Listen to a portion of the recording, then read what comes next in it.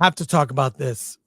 Celebs won't talk with Sebastian Stan because of Trump. I have the video queued up, Alan, but I want you to bring up the story from IndieWire.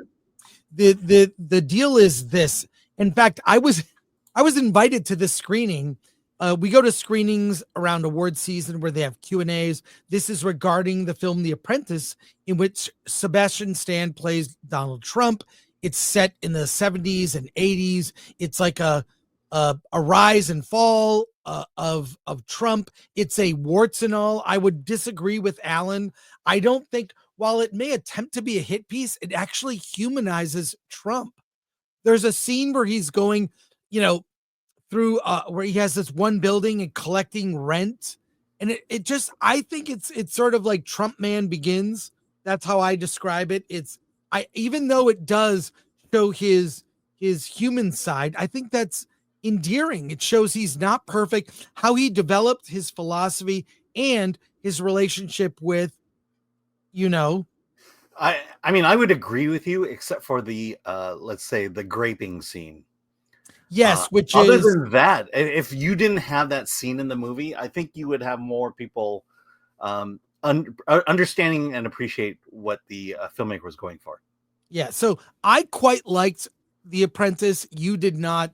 I assume no, I liked it. I like The Apprentice, but you didn't love it. I don't think it's a balanced film at all. And again, that one scene will piss a lot of people off, and it would have been a good movie, or it would have been a more acceptable movie without that one scene. Well, I'll just say this. So they did some what they call for your consideration screenings of movies. They did one for this film. The director and Sebastian Stan did a Q&A. I think the story just recounts the video, so I'm just going to show the video. Yeah. Well, let me just a little bit. But Variety on YouTube does this thing called Actors on Actors, where two prominent actors of today interview each other. Right. And Sebastian Stan was set to do one of those. Right. So go ahead. It's a popular series. Let me show you the video here. So I have the video queued up. Thanks to Atomic Lori. Appreciate you. Let me do this. Some people are complaining about the echo. That's why I put the headphones on when I play videos. So I'm going to play this, Alan. You know what to do. Yeah. Here we go. It's a 2-minute clip, but worth watching the whole thing. We'll talk about it on the back end. The amount of love that I've received, from some of the biggest, both of us, I think, in terms of actors, directors, producers, writers who have seen the movie and they rave about it. But then, for instance, I had an offer to do Variety Actor on Actor this Friday, and I couldn't find another actor to do it with me because they were too afraid to go and talk about this movie, so I couldn't do it. And it doesn't matter. That's okay. That's not to point a finger at anybody. I've got to do a lot of great things, and that's not pointing at anyone specific. It was we couldn't get past the publicists or the people representing them because it was too afraid to talk about this movie. And it's like, that's when I think we lose the situation. Because if it really becomes like that fear or that discomfort to talk about this, then we're really going to have a problem. There was an op-ed that came out that I sent to him in New York Times recently that I thought was really interesting, which said we have to stop pretending that Trump is not one of us.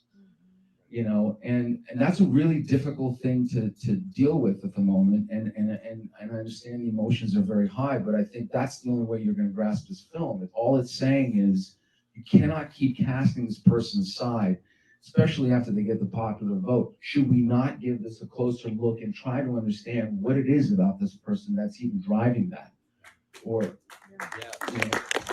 and I don't know if the love is going to translate into action, but certainly it's there from what we're hearing. But I'll just say this: stop vilifying your fellow Americans. Stop vilifying your coworkers who supported Trump. Stop vilifying your friends or relatives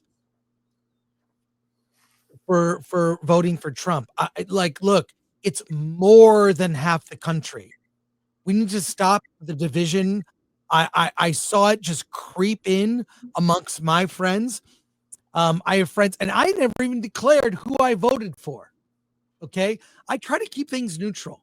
I don't like to preach. I don't like to tell you what to do or what to think, but I offer my thoughts, ideas, and then you can form your own opinion and make your own decision. And whatever you decide, whatever side you voted for, I'll be your friend, because I can tell you this: Hollywood is divided.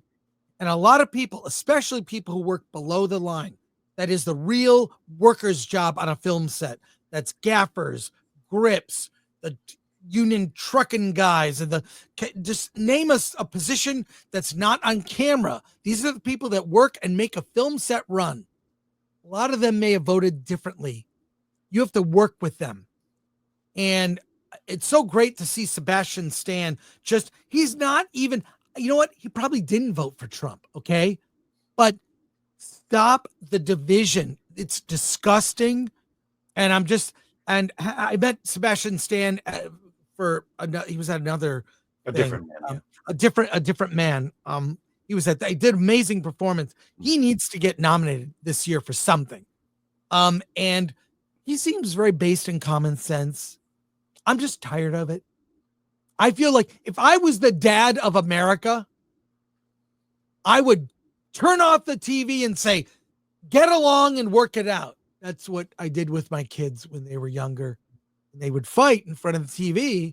And I was dad. And I turned off the TV. I said, you got to work this out. I'll turn the TV back on when you get along.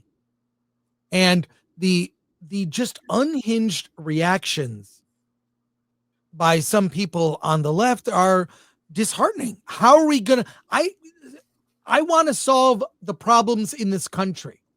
A bad economy isn't a left or right issue. Okay, the problems at the border aren't left or right. The problems of the economy, the environment, our failing education system. We have people entering college who can't read and don't regularly read books. Okay. We have real problems in this country. I want people committed to solving problems. We have a government out of control spending our money. Our taxes are nearly up to 40%. It's wasteful. I want to see real change in action. And I want to get people, anyone that pushes division or hyperbole about the other side. What are you supposed to do? What are we supposed to do as a nation? I want us on the same page. I don't care who won. Okay.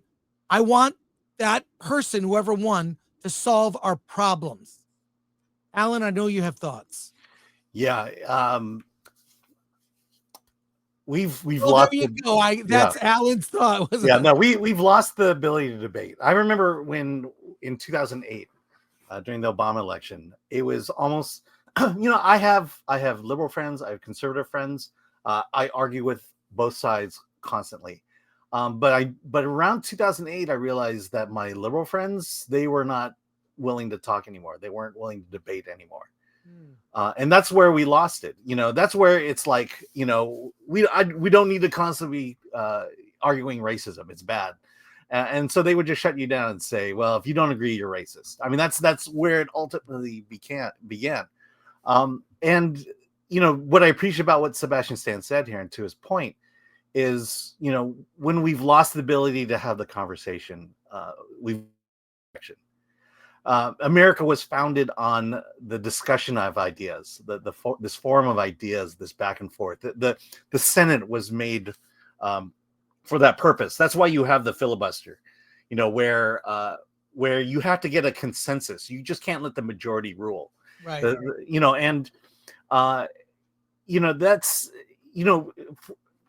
I say it more and more, 70% of everything that we argue and disagree about and talk about, I think we have 70% of everything we believe is common ground, meaning the left and the right. We have things we believe in and that we agree on. Yes. And then the rest is just up for debate. And if we just legislated on that 70%, this country would be much better than it is today. Mm-hmm.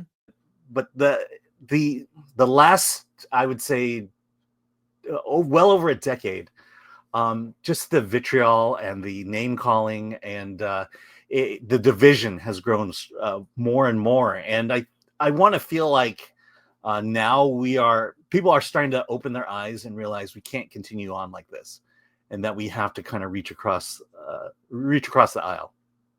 But towards that end, the media needs to start being honest. Mm-hmm. Tell me the unbiased news. Tell me the facts. I'll decide what to think.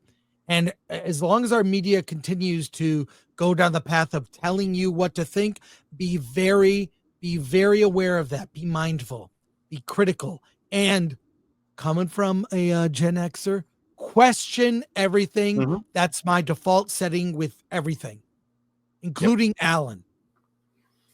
Yes.